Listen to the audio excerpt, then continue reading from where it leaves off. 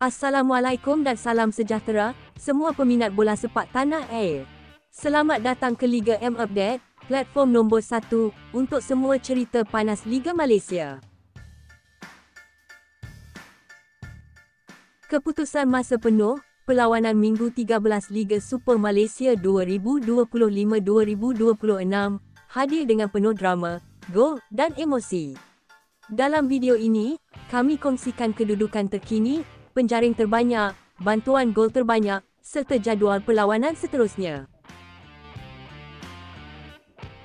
Sebelum kita mula, tekan butang subscribe dan aktifkan loceng notifikasi supaya anda tak terlepas berita paling pantas dan panas dari Liga Malaysia. Keputusan masa penuh, Minggu 13, Liga Super Malaysia 2025-2026. Baiklah, kita mulakan dengan keputusan masa penuh. Pada Selasa 23 Disember 2025, DPMM FC lawan Penang FC berakhir 2-0 kemenangan DPMM FC di Stadium Negara Hassanah Bolkiah. Kemudian, keputusan masa penuh antara PDRM FC lawan Selangor FC berakhir 1-3 kemenangan Selangor FC di Stadium Majlis Perbandaran Selayang.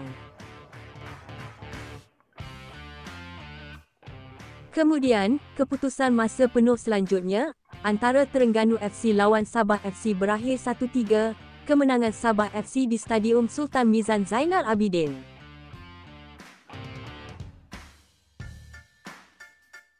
Jom kita tengok kedudukan terkini Liga Super 2025. Liga Super Malaysia 2025 terus panas. Johor Darul Ta'zim FC masih raja Liga dengan 36 mata, selesa di puncak tanpa banyak gangguan.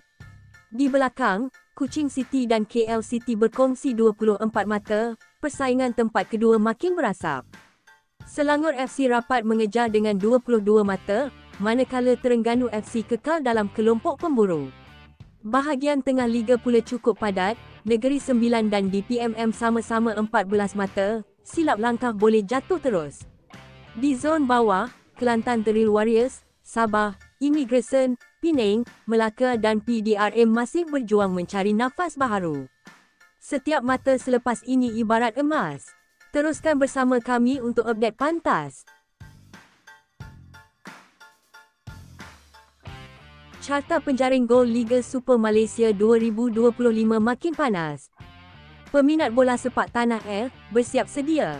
Mesin gol JDT, Bergson, masih berbisa di puncak carta dengan 12 gol, terus dikejar rapat rakan sepasukan Jairo da Silva dan bintang Selangor, Charigi Morais, masing-masing 11 gol.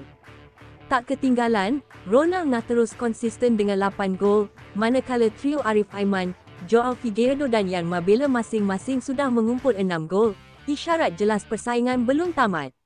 Persoalannya, siapa bakal dinobatkan raja gol musim ini?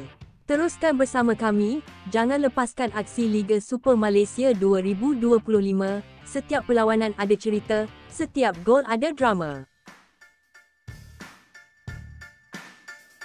Jadi itulah dia, keputusan masa penuh, kedudukan terkini dan penjaring gol terbanyak setakat ini. Segala yang anda perlu tahu tentang Liga Super Malaysia ada di sini, Liga M Update.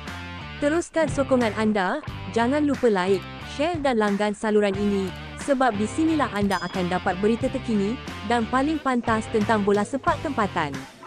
Jumpa lagi dalam update seterusnya, geng.